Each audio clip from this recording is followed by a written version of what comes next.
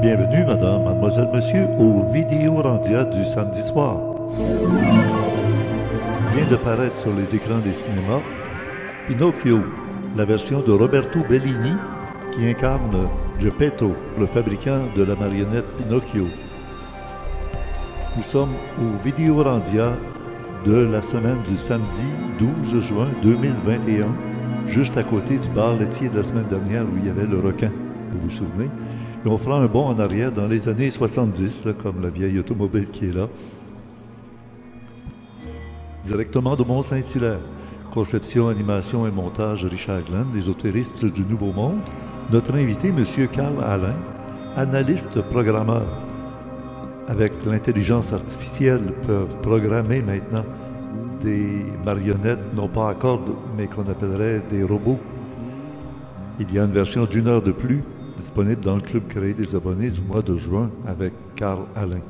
Ne manquez pas de lire le complément surprenant de Gilles Surprenant, dont le lien est ici disponible, le premier commentaire en bas épinglé sous le Vidéorandia de YouTube.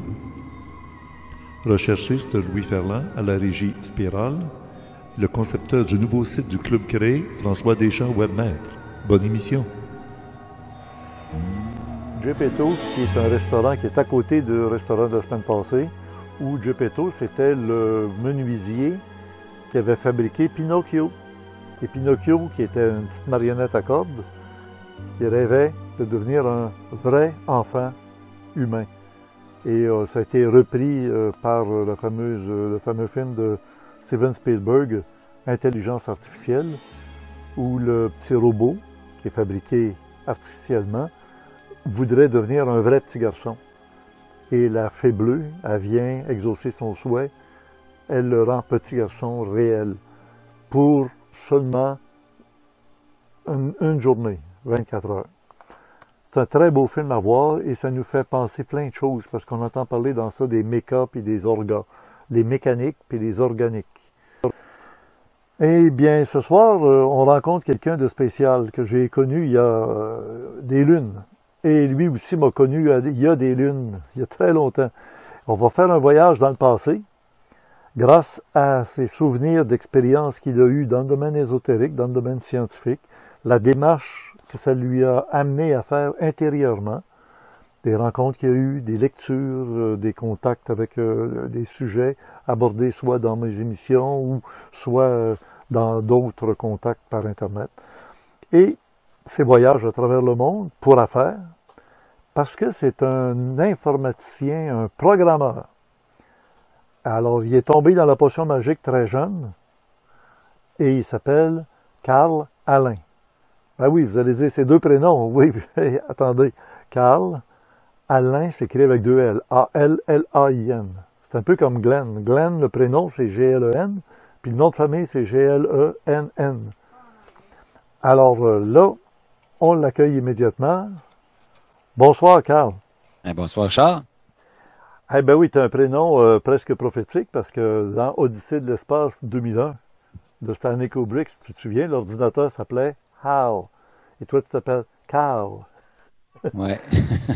Mais on va aller se promener un peu dans mon passé.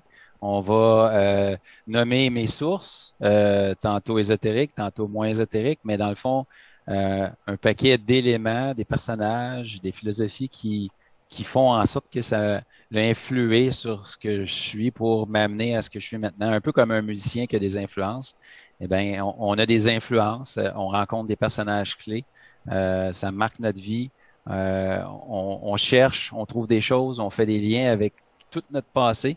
Puis vous allez voir que mon passé a quand même beaucoup d'éléments.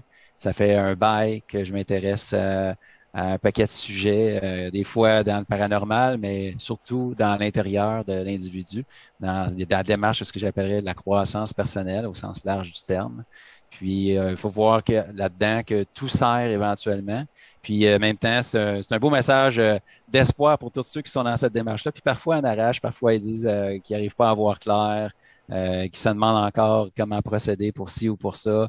Tout finit par servir. Puis, on va voir ensemble donc le cheminement qui est le mien.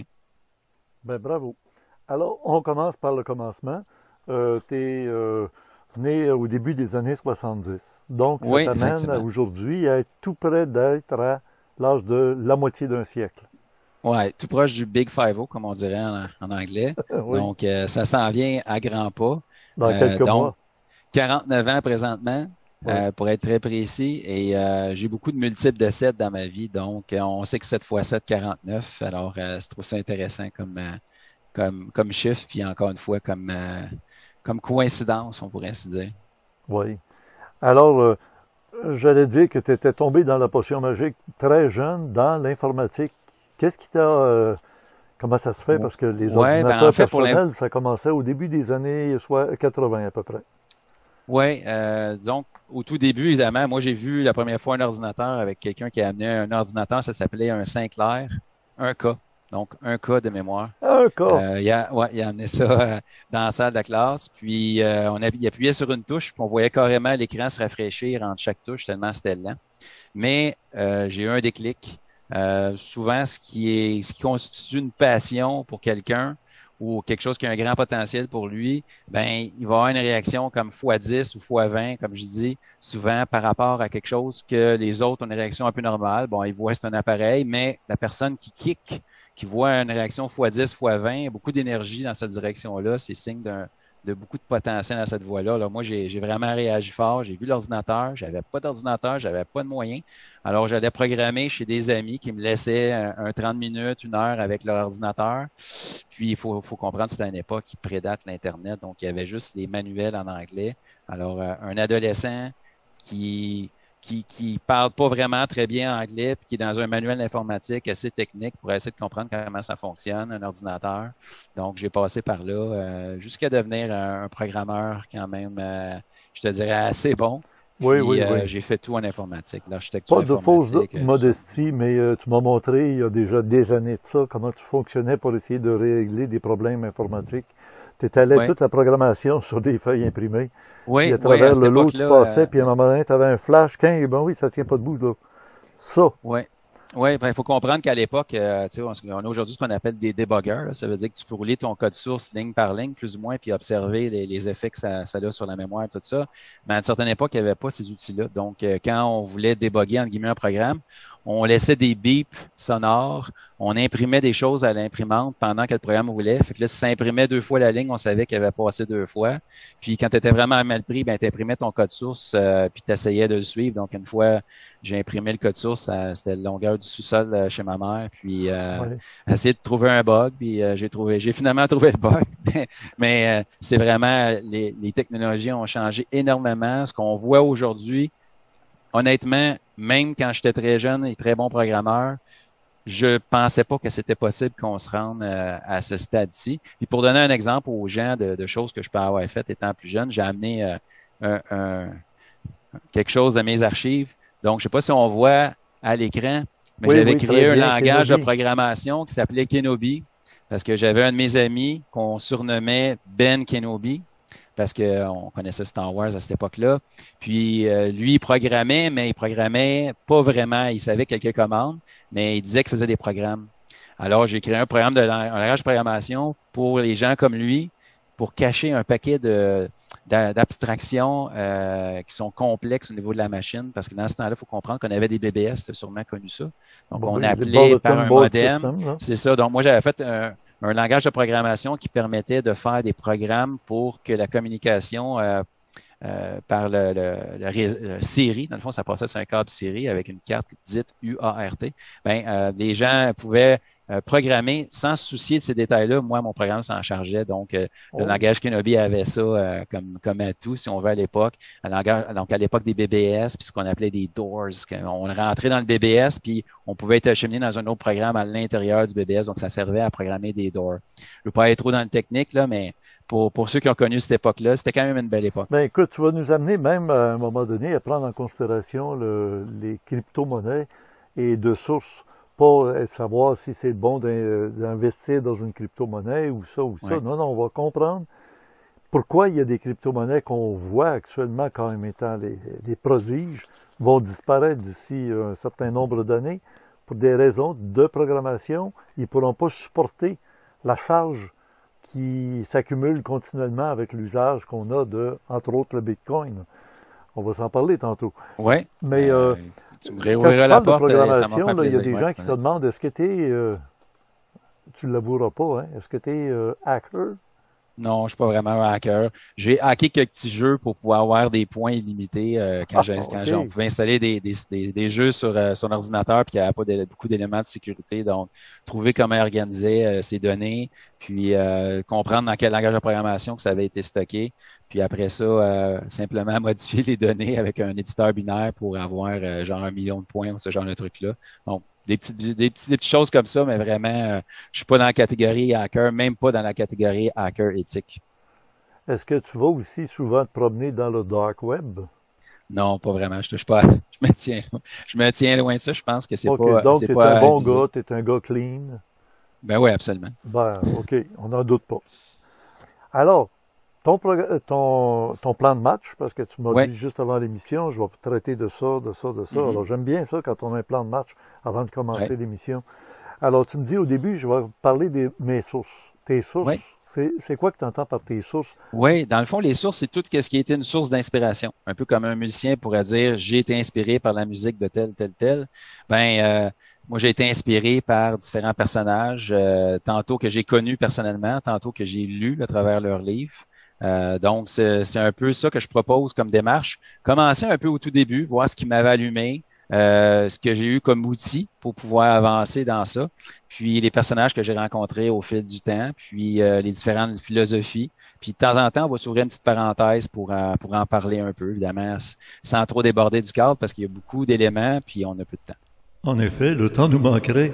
Pour le vidéo Arandia, j'ai réservé plutôt la partie où on parle avec l'informaticien, avec les développements technologiques, alors que ce dont il nous a parlé pendant près d'une heure, ses sources, comme il nous dit, le père Yvon Cousineau, François Payotte, Pierre Bélanger, Bernard de Montréal, François Chartrand, Daniel Kemp surtout, et plusieurs autres, dont plusieurs Américains qui sont des influenceurs, qui l'ont formé sur le plan plus personnel, je dirais plus ésotérique même. Alors, pour la version réservée aux abonnés du Club créé du mois de juin, vous retrouverez cette heure de sa présentation de départ. Et maintenant, retournons au Vidéo Arandia, version grand public. Bonne écoute. Moi, Mais- depuis que je t'écoute, là, depuis le début, Ouais. tu nous as conté ton développement depuis que tu es jeune, etc. Ouais. Je vois pas où et comment est entré en toi l'intérêt de la programmation Ah, ben ça, ouais, mais ça, c'est une passion que j'ai eue. Comme je te dis, Mané, j'ai vu quelqu'un avec un ordinateur. Ben oui. Puis, en parallèle de tout ce que je te dis, donc, il y a une évolution de l'être, puis de sa conscience, puis de sa compréhension de ce qui est, puis de Ce que du tu nous as fonctionnement de son présenté être. depuis ton enfance. Exact. là, ouais, Puis ouais. de l'autre côté, il y a l'être qui programme. Mais à un moment donné, ça OK. me sert aussi de programmer, puis je fais plein de liens. Parce Ben que là, tu c'est te là rends- que je veux que tu ouais, nous fasses c'est le ça. lien. Ouais, Quel est le lien ouais, à faire entre c'est la ça. programmation Donc, et le développement de l'être? je vais t'en donner des exemples. Tu sais, en programmation, on dit, il y a un principe qui s'appelle GIGO, Garbage In, Garbage Out. Ça veut dire que si on donne la mauvaise information, on peut pas sortir quelque chose de bon là de ça.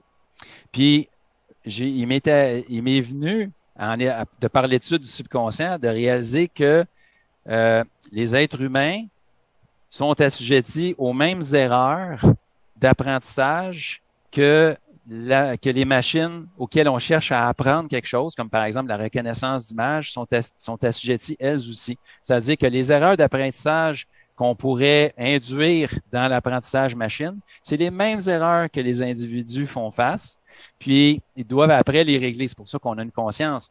Mais je vais te donner, peut-être faire un parallèle sur ça pour qu'on l'ouvre un peu.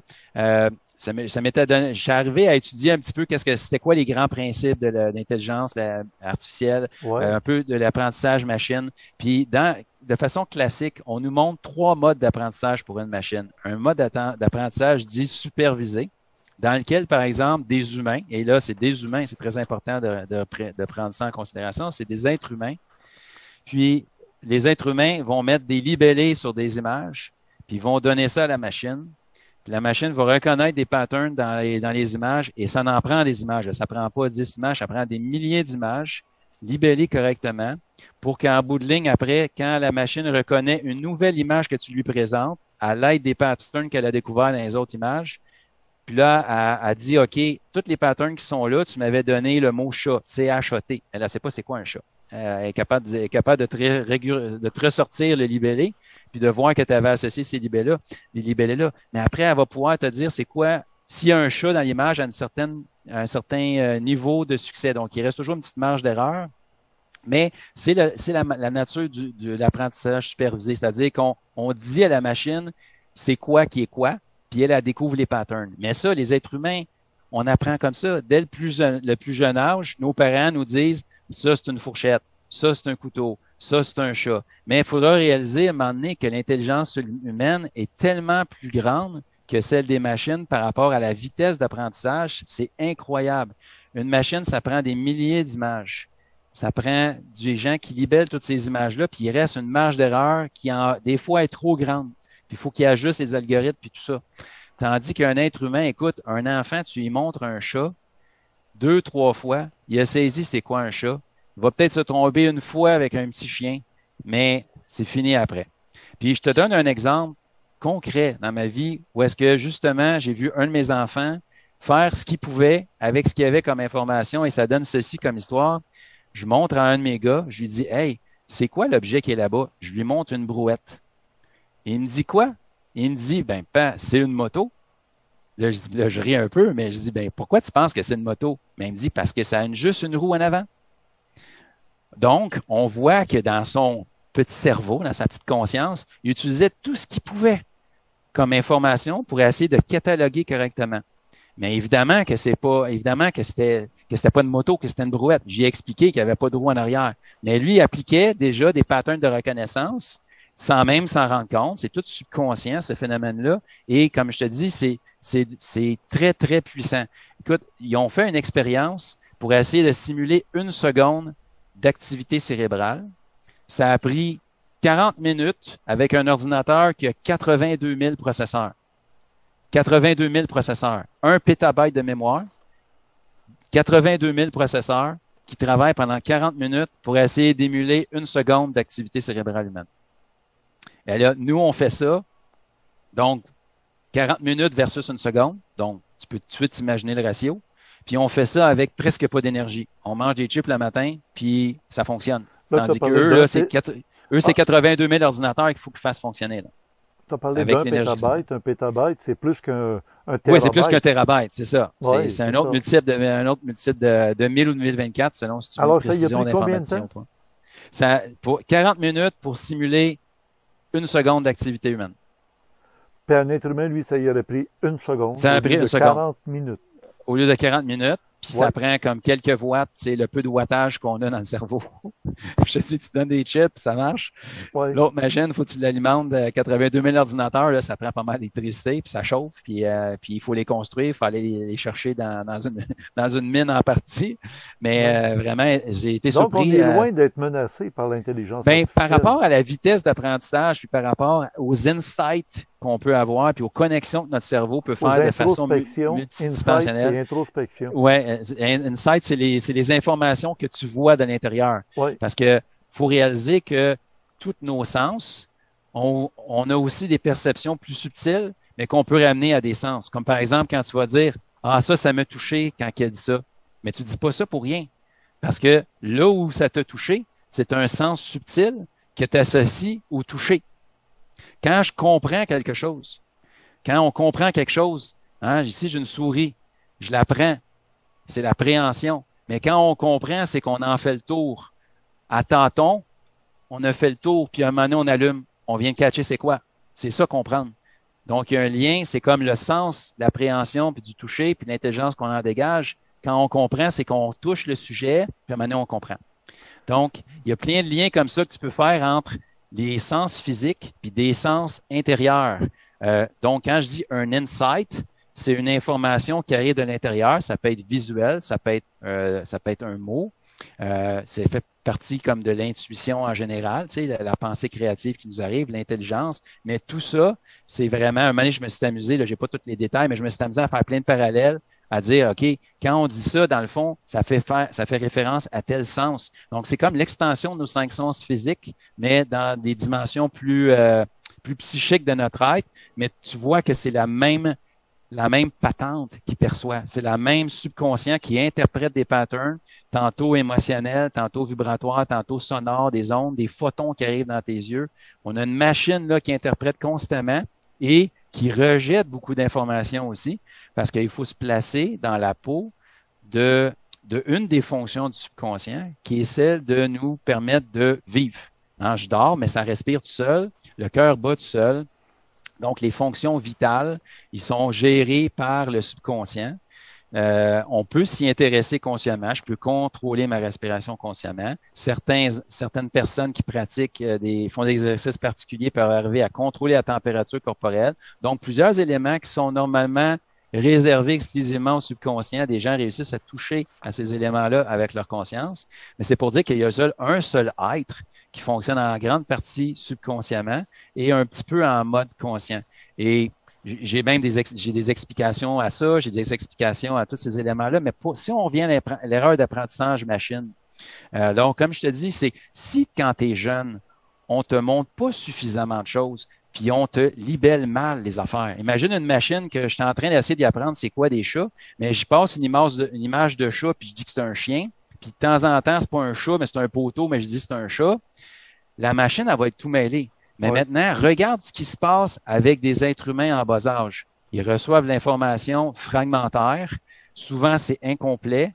Tu reçois des informations contradictoires constamment par la publicité. Tu écoutes un match du Canadien. Entre la première et la deuxième période, il y a un entracte. C'est des annonces. Les camions qui vont peut-être te vendre, c'est les Dodge. Ils vont me dire les meilleurs camions, c'est des Dodge. Mais entre la deuxième et la troisième période, ils vont dire les meilleurs camions, c'est pas des Dodge, c'est des Ford. Ils vont dire une autre marque. Qu'est-ce que ça fait, ça, dans un cerveau subconscient qui essaye de faire du sens? D'un côté, on dit que la réalité, c'est A, puis d'un côté, on dit que la réalité, c'est B. Alors, ça crée à l'intérieur une forme de confusion. Et pas pour rien que les gens, en général, ils ont une certaine forme sont un peu confus dans leur vie, ils savent pas trop où donner de la tête. Pourquoi? Parce que tu es bombardé constamment d'informations contradictoires. Prises isolément, c'est pas très grave, mais quand tu les combines, ça fait un bordel complet. C'est ça. Et ça, c'est ce qu'on reçoit subconsciemment. C'est ce que notre subconscient reçoit comme programmation, comme apprentissage machine. Donc, un paquet d'erreurs qui nous induisent ensuite, nous-mêmes, en erreur de jugement, ce que j'appelle des distorsions cognitives. C'est pas un mot que j'ai inventé, ça fait partie du vocabulaire. Dissonance cognitive. Dissonance ou distorsion, c'est que tu perçois la réalité d'une certaine façon, alors qu'en réalité, c'est pas ça du tout. Bon. Puis, une petite erreur de jugement va t'amener très loin quand tu la multiplies dans le temps. Hein, si tu penses que c'est telle chose qui est important, alors que ce ne l'est pas, tu vas viser ça, comme on disait tantôt, ton subconscient va s'en aller là où tu penses que c'est important. Ce qui va m'amener à une autre forme d'apprentissage machine.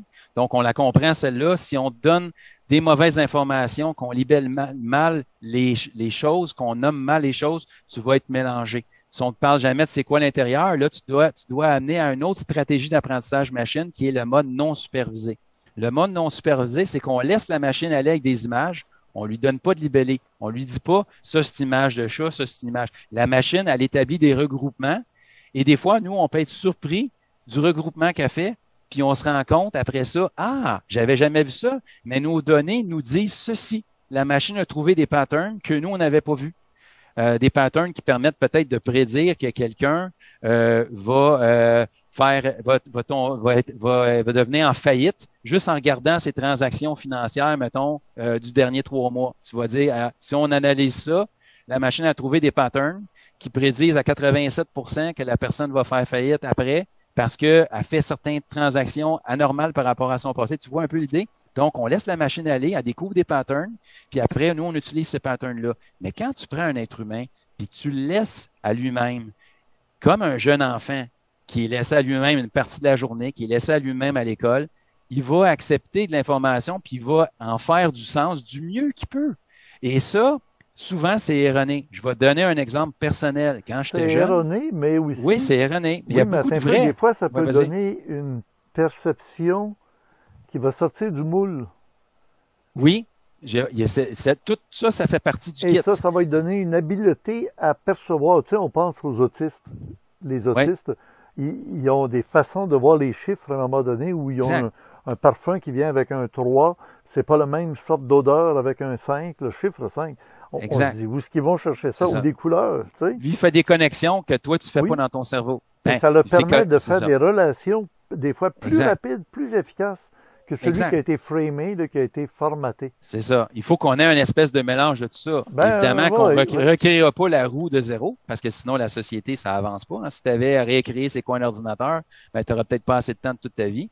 Donc, il faut capitaliser sur ce que les autres ont fait, mais il faut se garder comme une zone où est-ce qu'on demeure un libre penseur, où est-ce qu'on est capable d'analyser les patterns, qu'on se laisse aller un peu là-dedans. Puis c'est une espèce de mix des deux qui fait de nous un être humain plus complet. Mais l'apprentissage non supervisé, évidemment, des fois, tu en arrives aux bonnes conclusions, mais des fois, tu n'en arrives pas aux bonnes conclusions. Surtout quand tu es jeune, tu n'as rien pour comparer, tu n'as pas d'expérience, tu en arrives à des conclusions qui sont fausses et malheureusement, elles demeurent fausses pendant un bon moment jusqu'à ce que tu te rends compte des effets pervers de l'erreur de jugement que tu as qui s'amplifie au fil du temps. Un exemple, par exemple, un exemple personnel là-dessus. Jeune, je pensais qu'un moteur 2 temps, ça marchait juste pendant 2 saisons. Fouille-moi comment j'en suis arrivé à cette conclusion-là, mais la logique était la suivante. Un moteur de motoneige, ben c'était un moteur 2 temps. À l'époque, les moteurs 4 temps, les motoneiges, j'oublie ça. Il y avait simplement des moteurs 2 temps. C'est à peu près tous les petits moteurs, c'est des moteurs 2 temps. Donc, on avait une motoneige avec un moteur 2 temps qui ne fonctionnait qu'à peu près 2 saisons. Tu sais, c'était comme l'hiver puis le printemps un petit peu. On avait un motocross l'été qui fonctionnait juste l'été, puis un petit peu quand il fait beau le printemps, l'automne, mais l'hiver cancelle ça.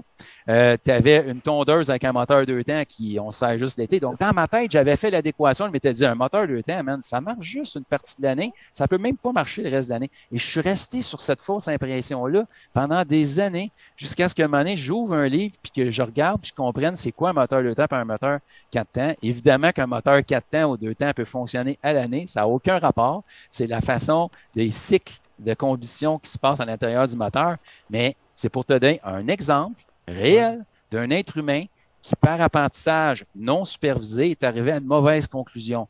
Évidemment, les bonnes conclusions, je m'y intéresse, mais c'est surtout les mauvaises qui m'intéressent parce que c'est celles-là qu'on doit corriger. Ce qui va bien, ça va bien, mais c'est les distorsions cognitives qui sont intéressantes à découvrir parce que c'est elles qu'il faut corriger.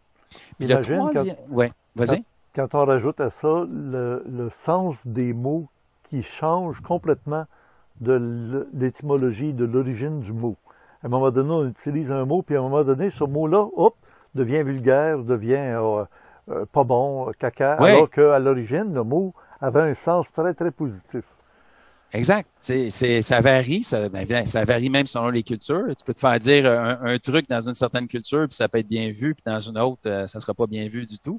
Puis récemment, j'écoutais un vidéo où est-ce que les gens ont étudié le cerveau, justement, quand tu racontes des histoires, comment que le raconteur, le schéma de ses ondes cérébrales, comment il finit par être répliqué dans le cerveau de l'autre personne. Puis des fois, l'autre personne, elle parle pas nécessairement le même langage que toi, mais tu vas lui raconter la même histoire dans un autre langage. Toutes les ondes du cerveau qui sont chargées d'interpréter le langage, ils réagissent différemment parce que c'est pas la même langue, mais les ondes où le sémantique, le sens de ça est appliqué, là, ils sont en phase.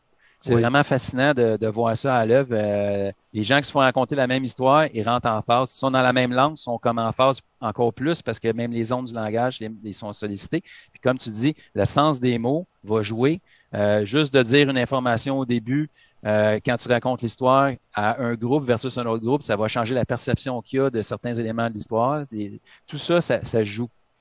Puis, ça m'amènerait au troisième mode d'apprentissage machine, qui lui aussi est très intéressant, puis on va tout de suite se rendre compte des dommages. Les deux premiers, comment c'est défini? Donc, le premier, ça s'appelle Supervised Learning. C'est langage machine supervisé, si je le traduis librement en français. Tu expliquais tantôt, on montre des photos de chats, des chats, on montre des images, puis on les libelle.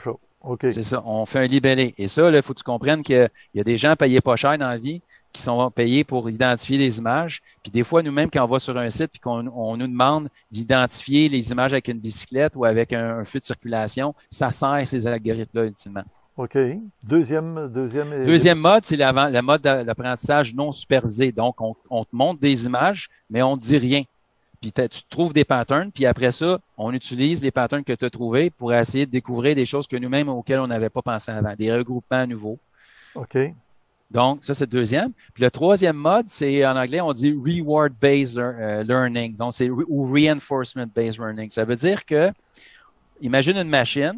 La manière que je pourrais te l'expliquer, c'est comme suit. C'est l'enforcement, là. Oui, c'est ça. Imagine une machine, puis je lui dis pas comment elle devrait se comporter. Je lui dis pas s'il faut être à gauche, à droite. Je dis, promène-toi comme tu veux.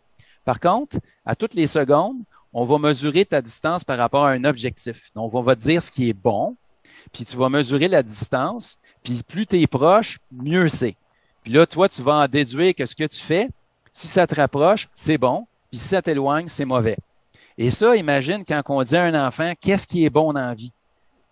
Dans la vie, là, c'est ça qui compte, mon gars. Ben, tu viens d'induire dans la personne exactement un objectif sur lequel elle va se mesurer pendant un certain temps si elle a accepté l'objectif que tu lui as donné. Puis en bas âge, les enfants acceptent à peu près tout ce qu'on leur dit. Pourquoi? Parce qu'ils fonctionnent dans un mode subconscient, presque exclusivement, et où on sait un enfant, c'est très fertile au niveau de l'imagination, c'est hautement suggestible. Tu dis à un enfant que tu appelles la police, il pense vraiment que tu appelles la police, puis il va aller se cacher dans la maison, il va avoir une peur bleue. Il fait pas très bien la différence entre la réalité et l'imaginaire. La première fois que j'ai fait jouer mes gars à des jeux vidéo, je l'ai vu. Un d'entre eux voulait pas frapper l'autre parce qu'il y avait des petites gouttelettes de sang. Mais j'ai expliqué que c'est juste des pixels. Mais là, je me suis rendu compte, oh, qu'est-ce que je suis en train de faire là? Puis, il a fallu que j'explique pour aller jusqu'au bout de l'affaire, pour qu'il puisse jouer. Mais au début, sa réaction, c'est non, il y a du sang. Il fait pas la différence du tout entre l'imaginaire et la réalité. Un enfant très jeune et en mode presque autosuggestif la majorité du temps, et c'est ce qui lui permet d'absorber beaucoup d'informations parce qu'il questionne pas l'information, il ne filtre pas l'information, il l'accepte. Donc, la vie nous amène à la naissance dans un mode d'apprentissage subconscient pour qu'on gobe le plus rapidement possible pour être apte à survivre. Puis, tu regardes les grands autour de toi, puis tu te dis inconsciemment, ils sont vivants, donc ils savent comment vivre. Ils se sont rendus là, ils sont plus grands que moi, donc ils savent comment. Donc, t'absorbes. Puis quand tu as un parent ou quelqu'un de ton entourage qui te dit ce qui compte dans la vie, ben ça finit par donner des paramètres, des cibles vers lesquelles tu vas aller. Puis comme on disait tantôt, tu as juste à vouloir acheter des chars, une voiture électrique, puis tu vas commencer à les remarquer. Mais imagine un enfant que tu lui dis, un homme, ça pleure pas. Tu viens d'induire quelque chose. Quand il va pleurer, il va ressentir quelque chose. Puis s'il réussit à se retenir, il va vivre quelque chose. Puis s'il réussit pas à se retenir, il va vivre d'autres choses. Quelqu'un, par exemple, qui se fait dire en bas âge que les hommes pleurent pas, mais que lui, il se trouve à pleurer parce qu'il est petit, puis il vit une situation qui le fait pleurer, il va peut-être en déduire, s'il réussit pas à se contenir, qu'il n'est pas un homme. Puis s'il réussit à se contenir, il va se sentir un homme. Alors que c'est complètement une impression qui a été donnée par l'information qu'on lui a acheminée. Puis là, il va peut-être en conclure, hey, plus que je me renferme, plus que je contrôle mes émotions, plus je suis un homme. Ça va peut-être faire un homme extrêmement fermé qui peut pas vivre ses émotions. Donc, tu comprends? Des petites informations comme ça en bas âge sont rentrées, puis ont été prises comme telles, sans jamais être réanalysées. Parce qu'à un moment donné, il faut comprendre qu'un coup, ton subconscient est formé jusqu'à un certain point et que tu es capable de fonctionner dans la vie sans mourir, lui, il se dit, c'est bon. It's good enough. C'est une forme de formatage. Pardon? Oui, c'est comme s'il était formaté d'une certaine façon, ben oui. Mais il est capable de voir que c'est suffisant pour survivre, puis il est pas fou. Le jeune, il regarde les autres, puis il voit que les autres sont à ce même niveau de conscience-là. Il sait qu'il est arrivé à ce niveau de conscience-là, il sait que les autres en sont là. Pour lui, c'est suffisant, il est arrivé. Mais la réalité, c'est qu'il faudrait continuer à apprendre, continuer à questionner comme un enfant fait pour approfondir tout ça, plutôt que d'en arriver à la même conclusion que notre subconscient qui dit c'est suffisant, on survit. Oui, puis le danger, c'est qu'on se rapproche toujours des gens qui nous ressemblent. Qui se ressemblent, s'assemblent. Effectivement, Ben oui, effectivement, parce que ça renforce. On a une tendance de se réconforter en se disant « Ah, il pense comme moi, il vit comme moi. » C'est exact, tu vas il chercher comme moi, il a le même genre d'automobile. Tu vas chercher consciemment à aller chercher une validation. C'est ça. Tu vas aller chercher subconsciemment à aller chercher une validation de ce que tu penses qui est bon ou moins bon ou vrai ou faux. Et ça, finalement, tout tu me donnes raison. Tu as toujours raison parce que tu tiens à des gens qui t'approuvent tout le temps parce qu'ils sont comme toi. Puis c'est plus facile pour l'être subconscient de vivre comme ça. Parce Alors que ça là, demande moins d'énergie. Imagine tes propos à l'époque de la pandémie où nos jeunes enfants apprennent à se promener avec un masque dans le visage, puis que quand on dit, regarde là, lui, il n'a pas porté de masque, regarde là, il ne s'occupe pas des autres. T'imagines ce que ça crée dans le cerveau? C'est ça. Donc après, il va falloir tout démêler ça. Puis là, il faut être vacciné. Puis si tu n'es pas vacciné, ben là, ça veut dire que tu ne t'occupes pas des autres, puis tu risques de rendre les autres. Puis regarde, lui, il dit qu'il n'est pas vacciné ou elle n'est pas vaccinée. Ça, c'est des gens qui... C'est ça. Danger, mais ça, tu vois que les médias de masse sont là pour t'amener de l'information au niveau du subconscient. C'est la même chose que la programmation pour la société de demain. C'est tous ces éléments-là qui sont acheminés. Mais heureusement, on a la conscience, Richard. Et c'est là que la conscience entre en ligne de compte parce que l'espèce humaine, elle a une conscience capable de s'introspecter. Ce qui en fait d'elle une espèce qui est plus apte à survivre parce qu'elle va être en mesure de se déboguer. Un animal qui a un traumatisme, tu sais, mon chien en a des traumatismes, là. Il a peur du feu, il a peur du vent. Ça ne sera pas facile à changer, je te le dis tout de suite. Mais un être humain qui a peur du feu, qui a peur de ça, tu peux l'amener à vivre des expériences. Tu peux en parler avec lui. Écoute, tu peux prendre des gens que tu vas les former pour devenir de déprogrammer quelqu'un. Oui, ou tu le reprogrammes avec autre chose. La réalité, c'est qu'on est toujours en train de se reprogrammer, mais si tu changes la programmation de façon fondamentale, on peut appeler ça de la reprogrammation, mais tu es toujours en train de programmer. C'est ça. On est programmé parce qu'on a un subconscient. Mais ce n'est pas juste du mauvais qui est là-dedans. Non. Mais il y a une partie qui est de ce que j'appelle les distorsions cognitives. Il faut les découvrir pour soi-même, s'investiguer, puis après ça, les corriger, reprogrammer le subconscient avec le langage subconscient, qui c'est pas du tout la même chose que ce qu'on fait présentement consciemment, toi puis moi. C'est un livre basé sur l'astrologie, mon ami. C'est pas basé sur l'informatique. Ce livre-là est basé sur l'astrologie ou l'astronomie, si on aime mieux, ou l'astrosophie, écrit par Pierre Pépin. On vient de voir ensemble les 3 techniques classiques d'apprentissage machine. On voit qu'ils sont applicables à l'être humain, surtout en bas âge, mais ça continue quand on est plus vieux. Et ça m'a amené, moi, à essayer de comprendre pourquoi c'était comme ça. Pourquoi, puis là, les réponses, t'en obtiens en étudiant le cerveau. T'en obtiens en étudiant, en regardant comment ton cerveau est constitué même sur le plan morphologique, physiologique. Tu te rends compte que tu as un cerveau reptilien.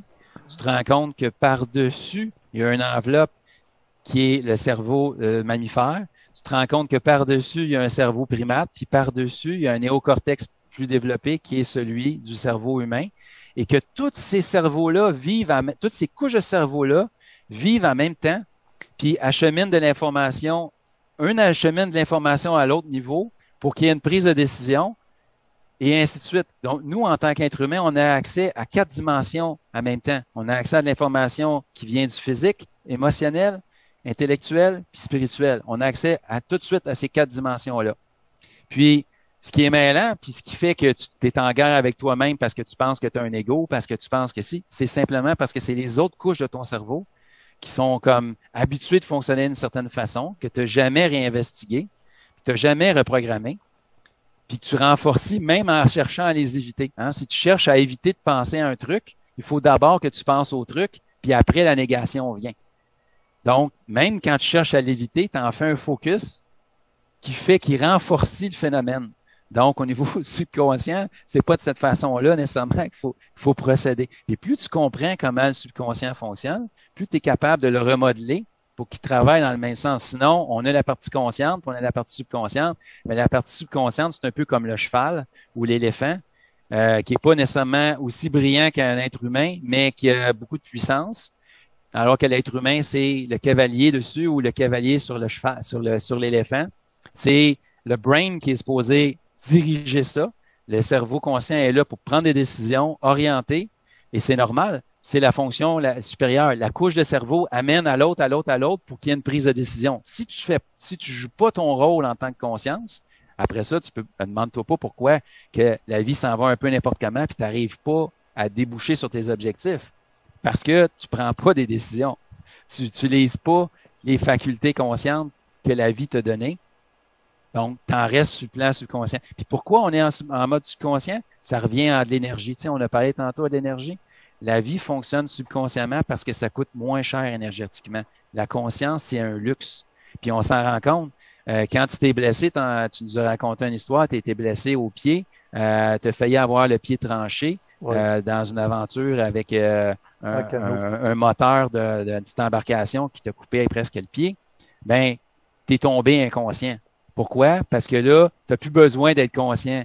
C'est la machine qui prend le contrôle parce que la conscience, c'est du luxe. Il faut qu'on survive. Donc, c'est cette raison-là pour laquelle on fonctionne majoritairement en mode subconscient. Puis, tous les enseignements où on cherche à devenir plus conscient, tu vas te rendre compte que c'est une conscience légère qu'il faut développer. Il faut développer une conscience qui n'est pas en train d'intellectualiser, qui n'est pas en train de réfléchir. Il ne faut pas utiliser la conscience comme ça si on veut être plus conscient plus souvent, plus longtemps. Il faut que ta conscience soit légère, une conscience presque méditative où est-ce que tu es là, qui coûte pas cher énergétiquement. Sinon, le système, il va tomber en mode subconscient. Et c'est le subconscient qui a le contrôle ultimement dans ces éléments-là. Pourquoi? Parce que même si tu es conscient présentement, à un moment donné, tu vas tomber en mode automatique dans ta vie, puis tu peux pas me dire à quel moment tu vas revenir conscient. Tu vas revenir conscient à un moment donné quand le subconscient amène quelque chose à ta conscience. Donc, une seule vie, un seul être, mais deux modes de fonctionnement. Un mode de fonctionnement subconscient avec un mode de fonctionnement conscient par-dessus que la vie a développé. Et ce que je te dirais, c'est que nous, on est dans une étape de développement. Hein? Des fois, on perçoit l'être humain comme une finalité. On dit, ah, OK, ben là, l'être humain est rendu. Non, non, on est encore en train d'évoluer. Et on est dans le milieu de quelque chose qui est entre être extrêmement subconscient et être de plus en plus conscient. On est dans ce développement-là. Et l'avenir de l'humanité, on n'a pas besoin d'en parler très longtemps. On sait que c'est développer la conscience pour aller corriger ce qui subconsciemment, autrement, ne pourra jamais être réglé. Einstein nous disait, on ne peut pas corriger un problème qui a été créé à un certain niveau de conscience autrement qu'en ayant une conscience à un autre niveau. Donc, une conscience plus avancée va permettre de régler un problème qui a été créé avec une conscience moins avancée. Et c'est justement ce que la vie essaye de faire avec nous, en nous ayant doté d'une conscience capable de s'introspecter, d'aller voir les problèmes et les menaces intérieures. Parce que ce qu'on fait subconsciemment, c'est qu'on détecte les menaces et les opportunités constamment. Tu reviens à la base. Qu'est-ce qui peut me manger? Qu'est-ce que je peux manger? Mais le subconscient, là, très, très bas, c'est ça. Mais après ça, c'est à l'intérieur, la conscience capable de dire, oh, qu'est-ce qui me nuit ou qui me nuit pas à l'intérieur? Et là commence le vrai travail, là commence le vrai développement personnel. Et c'est ça que la vie a veut, nous transformer à travers la conscience. Vas-y. Einstein dirait, tu peux pas régler un problème causé par certains éléments en te servant des mêmes éléments pour régler le problème. Exactement, c'est ça. Sa phrase, c'est genre, you can't fix a problem with the same level of consciousness that created it. Ben oui, c'est exactement ça. Donc, bon, tu comprends, c'est ça. Là, c'est intéressant ton développement, là, il me plaît énormément, puis il faut qu'on en discute, là. Parce que la façon dont tu parles, c'est que comme dans mon accident de pied, où je me suis mis le pied dans l'hélice d'embarcation, ça m'a coupé le pied quasiment intégralement, je serais tombé dans un état de survie, donc inconscient, c'est struggle for life, automatique. C'est automatique. C'est un luxe, la conscience. C'est ça. Ben non. Vas-y. C'est peut-être ça le déclic. C'est peut-être ça le déclic qu'il faut saisir. Puis c'est ce que j'essaie de savoir de mes amis ou des gens qui m'approchent ou qui discutent d'ésotérisme. Je leur dis, avez-vous le contact avec l'autre? Le toi-même, ton double, appelons ça comme ça si tu veux, là, tu sais, qui t'a permis, moi, à ce moment-là, je me suis aperçu qu'autour de moi, les gens étaient en catatonie, ils ne savaient pas quoi faire, ils étaient, eux autres, tombés dans l'automatique. Qu'est-ce qu'on va faire? Bon, on ne sait pas quoi faire. Alors moi, je donnais des ordres avant de perdre connaissance, et je leur disais, parce que je me suis branché sur l'autre côté. Au lieu de rester piégé dans la matière, ça ne m'a pas préoccupé. Je me suis dit, où je meurs, ou etc. Exact. Pourquoi tu as eu cette idée-là? Pourquoi tu as eu cette idée-là? Non, j'ai pas eu cette idée-là. C'est mon mode de fonctionnement. C'est mon modus operandi. C'est un peu comme un ordinateur, un IBM, un Amiga, un PC. Ils ont tous des modes ils ont des familles de programmation qui les fait amener dans telle direction plutôt que dans telle direction. On sait que le IBM va travailler très, très bien sur des données, des datas, des chiffres, et l'autre qui va être beaucoup plus, comme Amiga, beaucoup plus pour les créatifs, les intuitifs. On se rend compte que la programmation, alors, moi, ça m'a amené tout de suite à me dire, OK, à partir d'en haut, moi, j'ai toujours dit que la conscience était comme un drone. Un drone. Mais il n'y a pas de nuance pour moi entre en haut et en bas. C'est toute la même vie. La même. Oui, on est reliés. Quand tu te promènes avec ton drone, c'est toi qui as la télécommande dans les mains avec ton téléphone qui te permet de voir qu'est-ce que la caméra du drone voit en haut. Et là, tu es capable de voir la route est là-bas. Ah oui, OK, là-bas. Hey, il y a une ambulance sur la route là-bas, sur la route de terre. Dépêchez-vous, allez-vous-en sur la route. Allez-vous-en sur la route. Ils sont allés sur la route et l'ambulance est arrivée. Hey, est arrivée dans la minute que ça nous prenait une ambulance, avec deux opérateurs à l'intérieur qui ont rentré dans le champ avec l'ambulance, sont venus me chercher, ils m'ont mis sur une civière, ils m'ont arrangé. Tout à fait. C'est comme. Mais par contre, tu avais quand même le pied coupé avant. Tu comprends ce que je veux dire? Tu avais quand même le pied coupé avant. Donc, oui. Mais moi, ce que je dis là-dedans, c'est que pour moi, ça demeure un phénomène qui fait partie de toi, qui est naturel, qui est subconscient, que tu as amené l'information ou l'idée de dire à l'autre, ou la vision, tu comprends? C'est l'information que tu as reçue à ta conscience pour le dire à l'autre. Tu ne l'as pas dit à l'autre, tu sais, subconsciemment. Le subconscient, il ne parle pas une phrase complète. Le subconscient va dire un mot-clé, comme un chien peut comprendre. Non, oui, stop. Ça s'arrête à peu près là. Quand tu te frappes avec un marteau, c'est le subconscient qui parle. Ouch! Ou bien tu sacs. Mais ça, c'est subconscient. Mais ça se limite là. Mais quand tu as un phrasé, là, c'est du conscient. Mais à mon sens, c'est le subconscient qui t'amène à voir. Et surtout quand on est dans une situation de survie, là, il y a des barrières qui sont éliminées parce que là, il faudrait comme survivre, right? Fait que là, tu te permets de faire des choses que peut-être tu te permets pas de faire d'habitude. Dans ton cas, peut-être que ça en est devenu un mode d'opération que de laisser ça aller. Oui. Et c'est vers ça que la conscience humaine va aller. Je me suis demandé si toi, tu aurais été dans cette réalité-là par le fait que tu as été enfant de cœur, que tu t'es approché de la religion. Tu avais peut-être une perception de ce monde spirituel, la Sainte Vierge, Jésus, les anges et tout ça.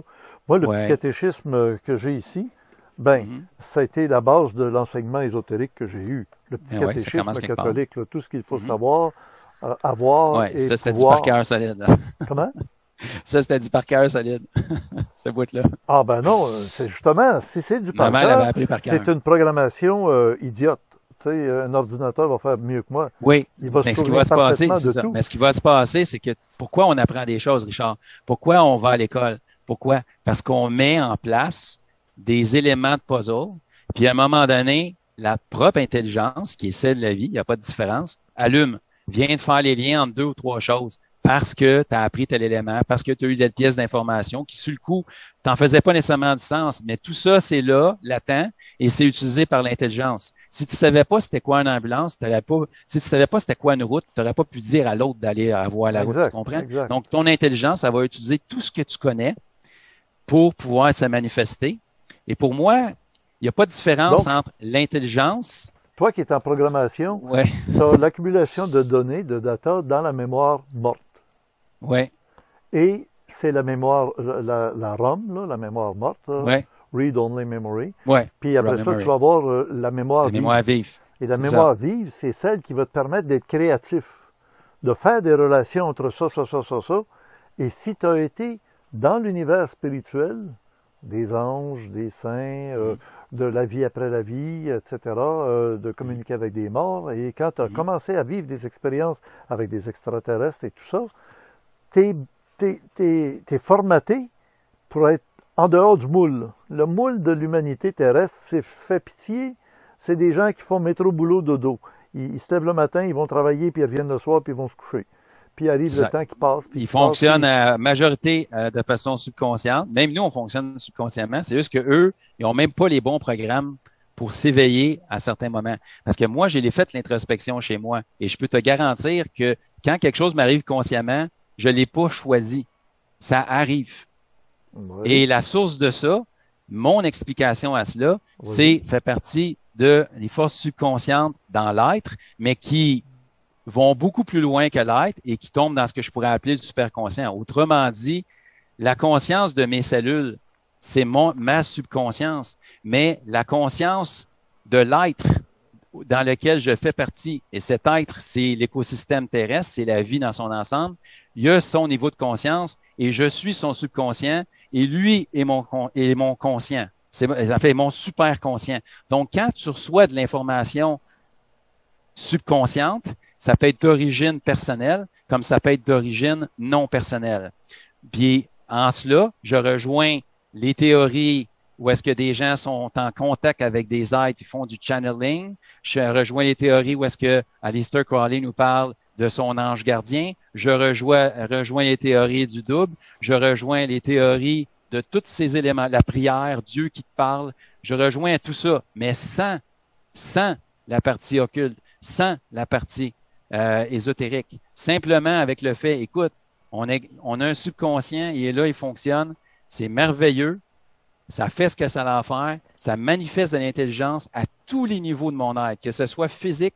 Quand tu as faim, là, tu sais où tu faut que tu ailles pour chercher la bouffe. C'est la même intelligence que quand tu te rends compte que tu aimes quelqu'un puis tu as envie d'y parler. C'est la même intelligence. Ça te dit d'y parler. Tu as envie d'y parler. Ça te le dit pas avec un mot, mais ça te le dit avec un senti. Parce que le subconscient ne fonctionne pas avec des longues phrases. Mais il y a des éléments du subconscient qui touchent à des dimensions intellectuelles où là, tu vas avoir de l'information, mais qui va être plus proche de celle de ton mental. Puis tu vas avoir des inspirations spirituelles. Mais tout ça, si tu veux, prends l'être à 4 dimensions, physique, émotionnelle, mentale, puis spirituelle, puis divise-les en 2, qu'il y a une partie qui est consciente, puis une partie qui est subconsciente. Mais tout ça, c'est une seule vie qui est à la fois subconsciente et consciente. Mais tu comprends? Qu'est-ce qui, toi, te permet, qu'est-ce qui permet, toi, de t'autoriser à recevoir de l'information qui, soi-disant, vient d'ailleurs? C'est ce qui est nécessaire pour toi. Mais une autre personne, peut-être qui, lui, parle à Dieu. Puis une autre personne, peut-être qui parle à un ange gardien. Puis une autre personne, peut-être qui va juste dire, c'est ma propre intelligence, c'est avec ça que je fonctionne et c'est totalement naturel. Tous les chemins mènent à Rome. La forme est pas nécessairement pareille, mais les chemins mènent à Rome. Éventuellement, il y a des formes qui te permettent pas d'aller plus loin que Rome et tu dois les abandonner. Rome, mémoire morte. Oui, exactement. Exactement. Mais juste pour dire que quand on dit subconscient, c'est pas seulement que des forces obscures qui sont là juste pour ta survie. Ça fait partie de ça. Donc, le cerveau reptilien, la partie subconsciente, elle sert à ça, ta survie. Mais le cerveau, la partie de cerveau qu'on dit mammifère, là, c'est pas les mêmes. L'intelligence qui se manifeste là de façon subconsciente, c'est pas exactement pour le même ordre de survie. C'est une survie peut-être dans une meute. C'est en lien avec des émotions. Avec tes émotions, tu peux retenir tes pulsions jusqu'à un certain point. Après ça, ton mental peut raisonner jusqu'à un certain point ton émotion. Puis après ça, ta spiritualité peut guider ton intellect. Mon intellect peut pas savoir, tu sais, la science peut pas te dire ce qui est bon à faire. La science te dit pas, ce qui est correct pour l'homme, c'est ça ou ça. Elle va te dire, ben, telle bébelle, ça marche de même. Telle bébelle, ça marche de même. Si tu veux obtenir tes résultats, voici la meilleure façon. La science répond toujours au comment. La et non pas pourquoi. Répond au pourquoi. C'est ça. La philosophie, la spiritualité. Donc, on voit la hiérarchie du cerveau même dans ça. Mais l'intelligence consciente ou subconsciente se manifeste en ces 4 dimensions-là en même temps. Et c'est là que tu vois que je fais des recoupements avec tout ça, mais juste avec une simple théorie qui est pas la mienne, qui est celle du subconscient, qui est celle du conscient. Et par analyse, introspection, je me suis rendu compte que quand j'ai une pensée, je l'ai pas choisi une fraction de seconde avant dans un cahier en me disant, moi, je vais penser à ça. Non, elle m'arrive. Bon, ben alors, tout comme arrive, c'est pas si important. OK. Alors maintenant, on va y aller avec des éléments qui vont intéresser tout le public, à savoir qu'est-ce qui se passe dans le monde présentement. Qui c'est qui run le show? Qui est derrière l'idée d'une pandémie qu'il a annoncé il y a déjà 15 ans et puis qui finalement l'applique d'une manière... c'était supposé être appliqué en 2015, finalement ça a été appliqué en 2020. Ça, là, il faudrait savoir qui est derrière la machination des feux de forêt qu'on va avoir au Québec. Parce qu'il faut détruire les forêts, il faut détruire l'écologie. Regarde, la planète Terre est créée d'une géosphère, la matière, le géologique, la biosphère, qui est la vie, le végétal, l'animal, le minéral, et la noosphère, ça c'est Teilhard de Chardin qui a lancé cette idée-là, la noosphère qui est l'information. Hein? Les astrophysiciens nous parlent que dans les trous noirs, la matière géo, la bio est disparue, ça fait longtemps, mais ça se décompose, ça se désagrège et ça retourne à l'information, les data, les données qu'on met dans un programme d'ordinateur. Et les données sont facilement accumulées dans ce qu'on appelle les documents akashiques, l'akasha. Cet akasha-là, le document akashique, etc., c'est la mémoire accumulée. On nous dit que c'est le principe animique de l'âme. Et à ce niveau-là, dans la tradition gnostique, il y a des humains de la catégorie des iliques. Les iliques, c'est des terre-à-terre, comme des animaux qui sont humains, un petit peu conscients. Mais ils sont surtout égaux. Il y a au-dessus d'eux une couche d'êtres humains. Il y en a moins qu'il y a des iliques. Il y a des iliques, c'est vraiment primitif.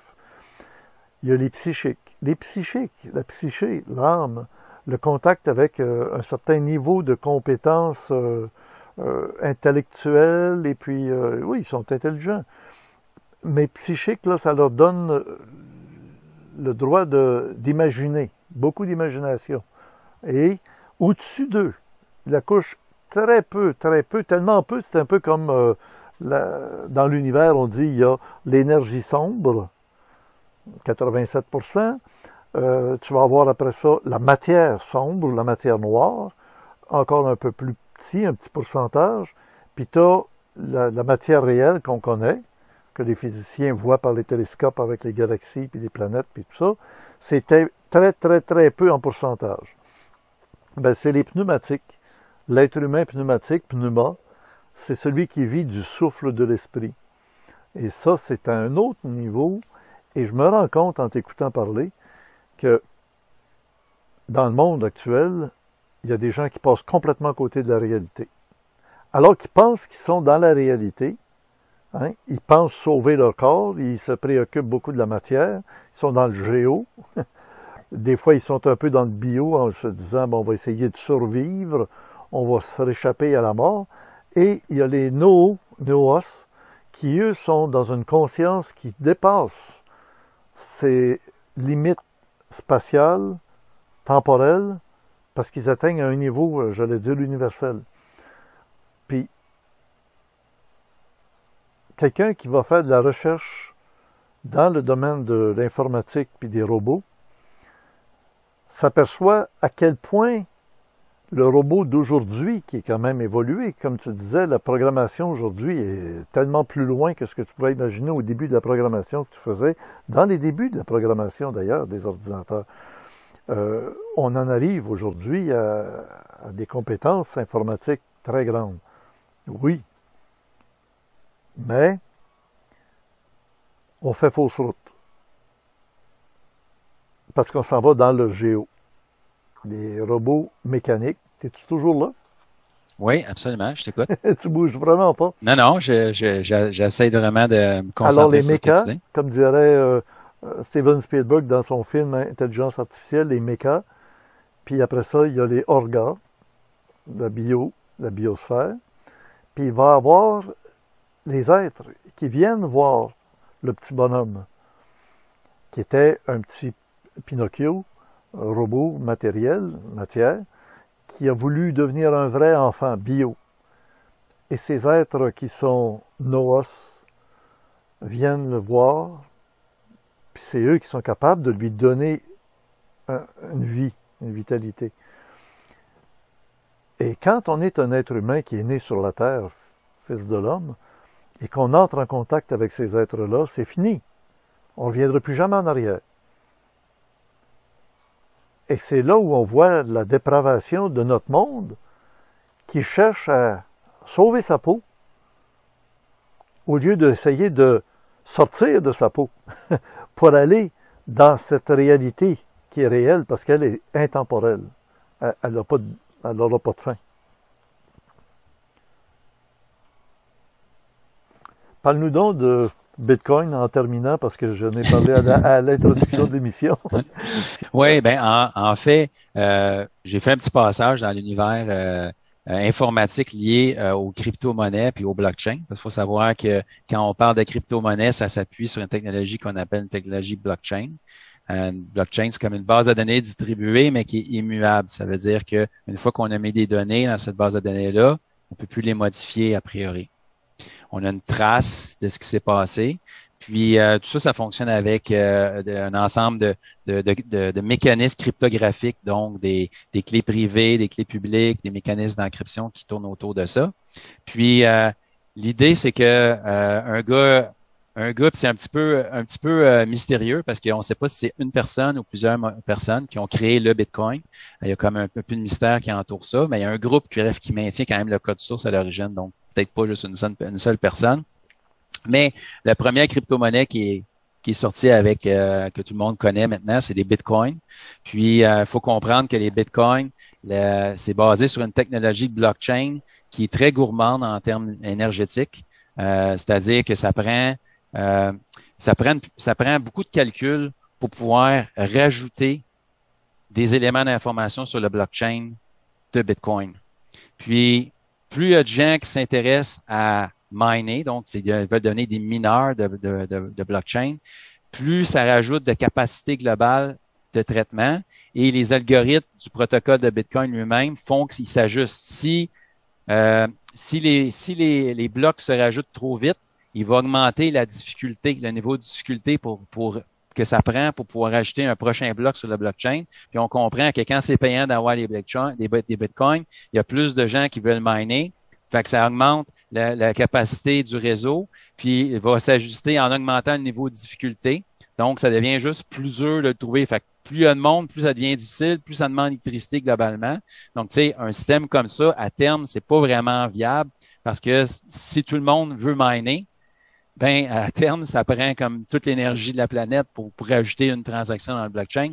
Puis en plus, c'est la façon que le Bitcoin fonctionne lui-même, t'es topé à un certain niveau de transaction. Le design original, puis peut-être qu'il y a eu des forks, puis ça a évolué en d'autres choses, mais le Bitcoin original, lui, peut pas avoir plus qu'un certain nombre de transactions à toutes les 10 minutes. Parce que genre un bloc est généré environ à toutes les 10 minutes. Puis comme je te dis, si je génère trop vite, il va augmenter le niveau de difficulté. Donc, un bloc qui a une certaine grandeur peut fitter un certain nombre de transactions. Donc, ta limite est là. Un certain nombre de transactions dans le bloc par 10 minutes, c'est ça que ça peut prendre. Mais ça prendra jamais la capacité d'un réseau comme Interac où est-ce que t'as des milliers de transactions par seconde. L'autre réseau n'est pas capable de prendre ça du tout. Mais ça, c'est seulement un des types de blockchain avec une currency, qui est le Bitcoin. Mais il y a d'autres. Ça a évolué au fil du temps. On entend parler d'Ethereum, là. Oui, la grande révolution après le Bitcoin dans le monde des cryptos, à mon sens, ça a été l'avènement d'Ethereum. Parce que Ethereum, lui, si tu veux, ça ressemble plus à un ordinateur distribué qu'à juste une base de données distribuée immuable. En ce sens que je peux pousser des petits programmes dans Ethereum qu'ils vont s'exécuter. On appelle ça des smart contracts. Puis les smart contracts vont s'exécuter pour créer des transactions. Puis ultimement, c'est que ça altère l'état de la base de données, mais d'une façon qui est beaucoup plus générale. Donc, autrement dit, je peux stocker des compteurs de toute nature, ce qui permet, par exemple, dans Ethereum, de créer des crypto-monnaies à l'intérieur d'Ethereum. Je peux inventer des crypto-monnaies avec le blockchain Ethereum, mais la monnaie d'échange sur Ethereum, ça s'appelle ça du gaz. Ça s'appelle du gaz parce que c'est avec ça que tu payes tes transactions pour qu'ils puissent s'exécuter. C'est avec ça que tu payes le stockage. Donc, il faut que tu achètes du gaz. Puis, les choses brûlent ton gaz. C'est de l'éther. C'est la monnaie d'échange, c'est l'éther. Ça constitue comme une façon de payer pour le gaz qui est nécessaire pour faire tes transactions. Mais tes transactions en bout de ligne changent l'état d'une base de données distribuée globalement que tout le monde stocke, puis que tout le monde exécute la transaction aussi. Donc, c'est pas tellement efficace, mais les gens d'Ethereum se sont penchés sur différentes zones d'amélioration. pour se distancer encore plus des limitations de très énergivores de Bitcoin, puis d'augmenter la capacité de ce type de blockchain-là à traiter plus de transactions en consommant moins d'énergie. Donc, ils ont des protocoles alternatifs qui sont plus basés sur la puissance de computation, la puissance de calcul pour générer des blocs, mais sur d'autres mécanismes comme genre on va mettre une certaine quantité d'Ether en jeu, que si vous trouvez que les transactions que je soumets sont erronées, je vais être pénalisé. Donc, ça fait que chacun des joueurs est comme enclin à jouer correctement. Parce que cette idée, c'est qu'on peut toujours proposer des transactions qui sont fausses. Puis il faut que le système détecte la transaction qui est fausse, puis il puisse orienter le blockchain pour qu'il puisse continuer à évoluer malgré tout. Donc, c'est comment on organise ça sans qu'il y ait un humain, sans qu'il y ait un organisme central qui gouverne ça, mais c'est à travers les algorithmes. Donc, chacun roule le même programme qui fait les mêmes vérifications. Puis, le programme, s'il conclut que la transaction est bonne, est accepté. Puis, s'il y a une majorité de personnes qui roulent le même programme, ils vont être enclins à accepter toutes les mêmes transactions. Puis, c'est ce qui fait que les transactions vont s'ajouter sur le blockchain. Il faut comprendre qu'un blockchain, il y a plusieurs têtes. À un moment donné, ça se peut que dans le Bitcoin, il y a deux pointes. C'est pas juste, on construit pas juste rajouter des blocs un par-dessus l'autre. À un moment donné, ça fork. Mais l'algorithme, il fait qu'il rajoute des transactions sur la chaîne la plus longue. Fait que tu pourrais avoir accepté des transactions qui sont plus valides un peu après. C'est pour ça que quand on fait des transactions en Bitcoin, il faut attendre un certain temps pour que le bloc qui contient notre transaction soit suffisamment creux dans le blockchain pour que ça soit à peu près impossible en pratique que cette transaction-là soit renversée par le fait que le blockchain irait dans un autre chemin. C'est comme si tout le monde veut rajouter des blocs dans le blockchain, mais le blockchain, il s'organise pour prendre le chemin le plus long, à titre d'exemple. Donc, c'est de même qu'il finit par choisir. Donc, les algorithmes prennent le chemin le plus long, mais au début, il peut y avoir deux chemins pareils. Mais donc, il s'alourdit toujours. Oui, il est toujours en s'alourdissant. Il faut comprendre qu'au début, moi, quand j'ai travaillé en Bitcoin, ça a pris genre 2 jours à aller chercher les transactions. Parce que si tu veux vraiment travailler avec le blockchain correctement, tu dois avoir l'ensemble des transactions puis un logiciel, mais ça prend tellement de temps. Et en Ethereum, je me rappelle plus, mais c'est des chiffres qui ont aucun sens pour monsieur, madame, tout le monde. C'est probablement rendu dans des térabytes. Là. Donc, toi, tu voudrais rouler un nœud de Ethereum chez toi, ça va prendre des térabytes.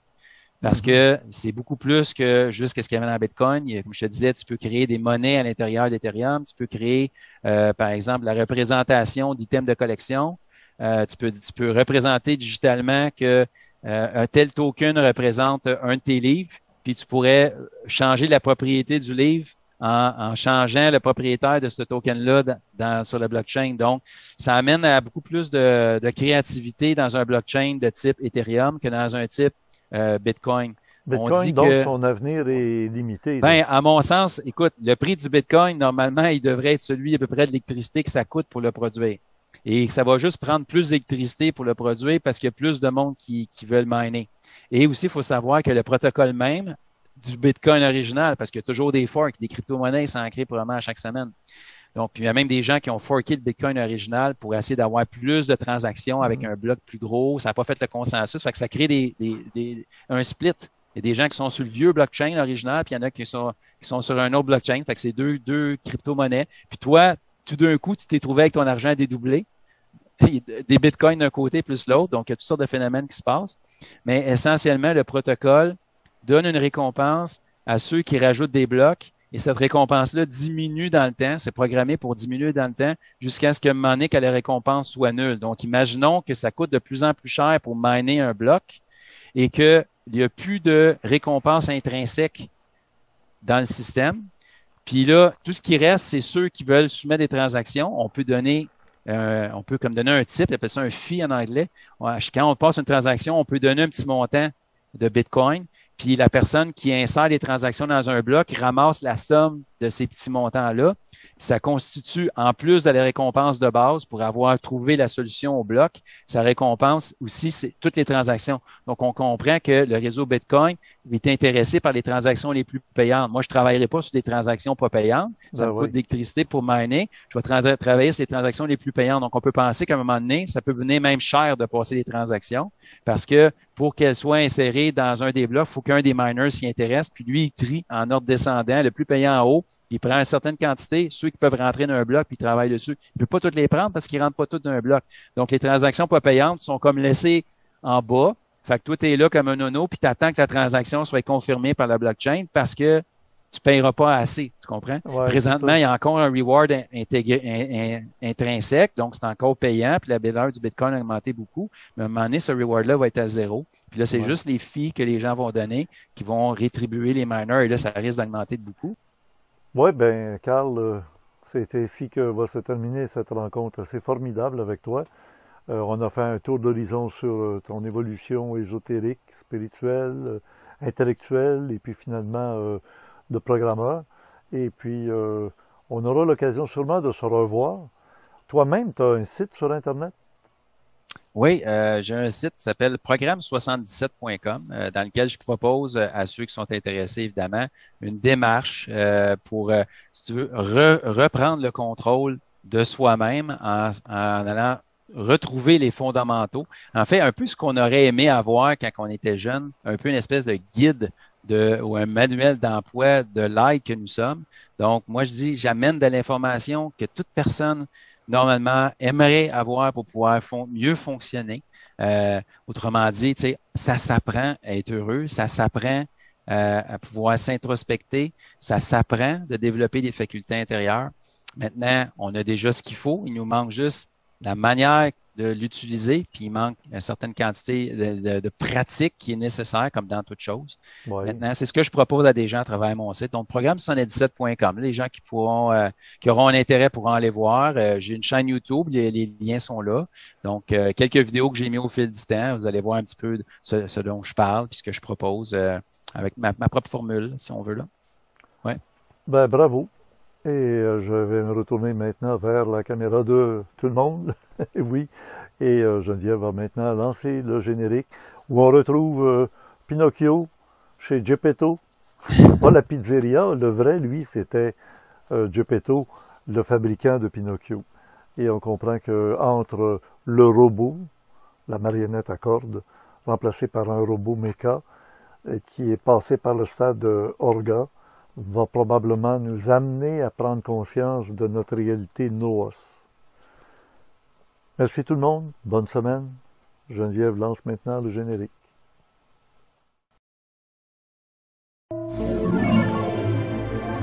Que de choses ont été dites dans cette émission. Oui, le petit Pinocchio est peut-être retourné à son état originel de marionnette, après avoir cuvé son vin, comme on le voit. Directement de Mont-Saint-Hilaire, cette émission vous est parvenue d'abord samedi le 12 juin 2021, le numéro 24, pour la 24e semaine de l'année 2021. Conception, animation et montage, Richard Glenn, l'ésotériste du Nouveau Monde, notre invité, M. Carl Alain, analyste programmeur, qui nous a bien fait percevoir l'avenir de notre réalité. À nous de choisir notre programmation. S'ajuster ou périr. Je vous recommande d'aller lire le complément surprenant qui s'ajoute à toutes les nuits pendant la semaine. Le lien est ici en bas du vidéo rendu sur YouTube, le premier commentaire épinglé. Supervision technique et manuelle de Stéphane et Donald. Recherchiste Louis Ferland. À la régie Spirale. Conception du nouveau site du club créé, François Deschamps, webmaître. Et nous retrouvons dans la salle du mois de juin, qui vont s'ajouter au cours du mois, nos 3 premiers conférenciers, premières émissions, premier vidéo mondial, le numéro 22, 23 et 24, pour la salle 2106. L'adresse du club créé, vous la connaissez, orandia.ca. Je vous invite à prendre en note les adresses ici affichées, question d'être prêt au cas où. Merci de votre attention et au plaisir de vous retrouver. Un pouce par en haut, c'est toujours très apprécié de la part de toute notre équipe. À bientôt.